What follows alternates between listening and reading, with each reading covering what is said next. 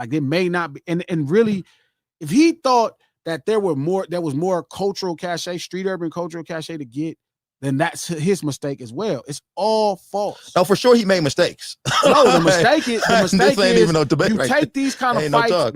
when they can benefit you. You take fights when they can benefit you. When you get to this level, you take the fights when they can benefit you.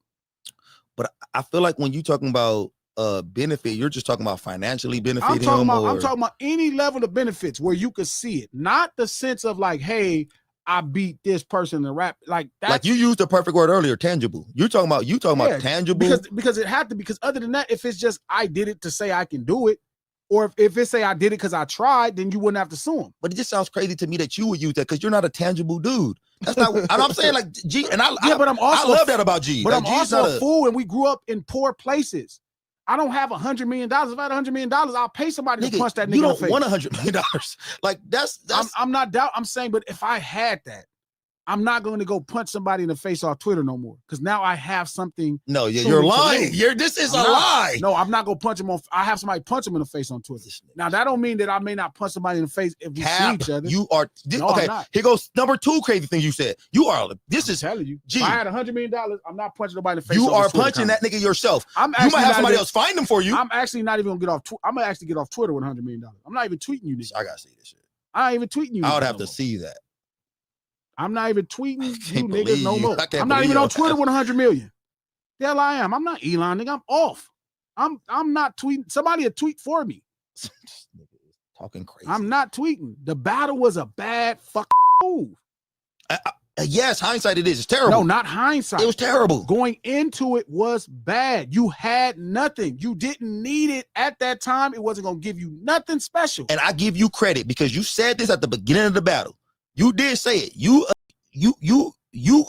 are right about what you thought about this battle. Like you definitely thought he had nothing to gain.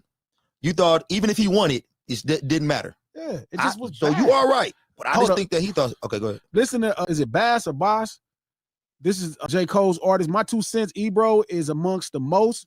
Drake is amongst the most, if not the most inclusive of artists our culture has put forth.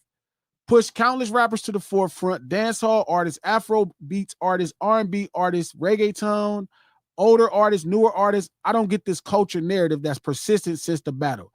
If it's a Canadian thing, Toronto is an hour flight from NYC. I'd argue their culture and ethnic makeup is more akin to NYC than pretty much any city in the States. NYC, Toronto, London are triumvirate culturally. Surely it's not his pen. He's arguably the greatest writer of a generation. So what is it? It's the culture, brother. Listen, New York City is very special. For sure. It is unlike any other place. I agree. London has some things that are like it. And New York City's culture is very much emulated off, or is built off of London's back. Shout out to Toronto. It is close. And it is kind of the same. But it's not. It's not. It's different. There is no place like New York City in the world. And I'm telling you this as somebody that has been places just like you, my boy. There is nothing like New York City. I've never nowhere. I don't care.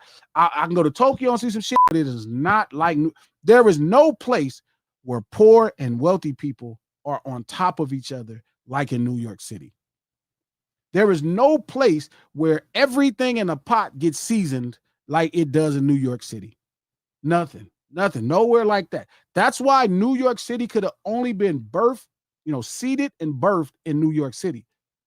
Hip hop. There is no place. I was on the C train. I tell this story. I was on the C train going from Hell's Kitchen, which is like Midtown Manhattan, to Harlem. Harlem is Uptown Manhattan, and you take the C train. And it's like you go up to 127th. I'm on like 50th or something, somewhere like that. I'm having a hip hop conversation with a man at the station where you get on the train at. This man's from Brooklyn. He recognized me. We chopping it up. Okay. I mean, we getting busy. Boom, we having a conversation. We get on the train. A dude from Harlem get in a conversation about hip hop. It's about, we talking about academics, no jumper, artists. This white man coach gets in the conversation. This man is probably worth about $200-300 million. And I'm not saying that because he's a white man. I just know white people with money. I've seen it a million times. Just see it. He jumps in the conversation.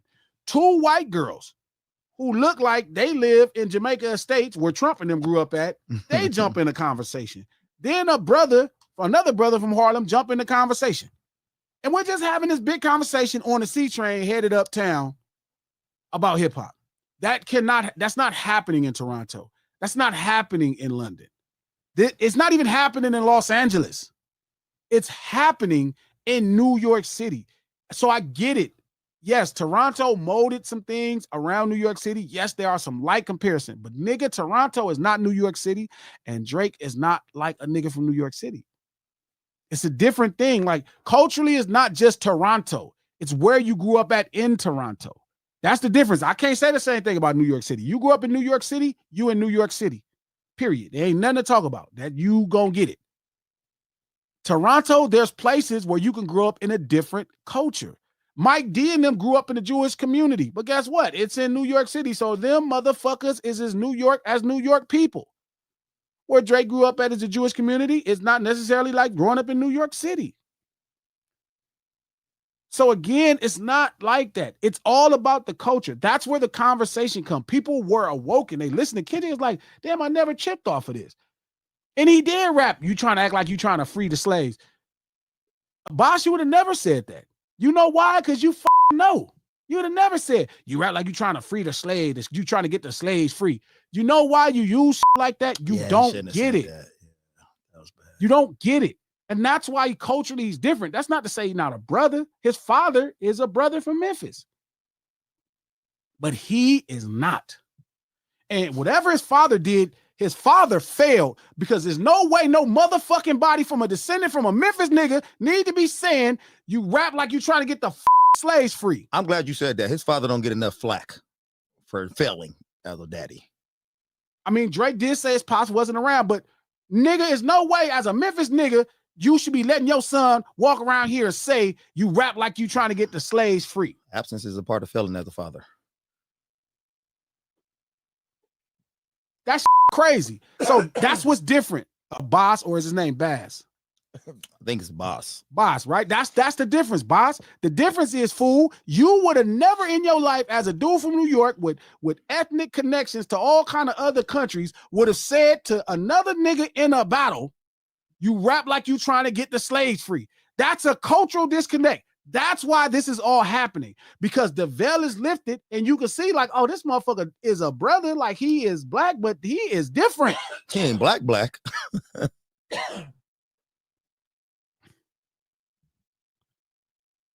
It don't matter if people thought the bars. Nobody would tell nobody black you rap like you trying to get the slaves free. It don't matter if it's a witty bar. It strikes home. You don't talk. That's the point. That's a cultural disconnect. I was like culturally clueless. You don't, like, we get it. Yes, there's a lot of things going on in the diaspora, issues, wars, but you don't say that shit. That was like having that shirt with the coolest monkey in the. And it's not just that bar. It's an overall look at everything that he sees culturally. It's just different, and that's fine, bro. He grew up in Jewish culture. That's fine. But it's okay to say that too. And you can see that it's a different kind of culture with this man behaves once that mic is off. And now you can see it with that mic on. You can see it with that mic on. So that's the problem, bro. Like, it's not about, niggas ain't just pick up a thing to disrespect Drake, bro. Drake just up. And somebody watched him. Yes, P, people have said things about slave lines. Yes, people have said whips and chains like slaves, but ain't nobody ever told another nigga in the history of niggerdom, you rap like you trying to get the slaves free.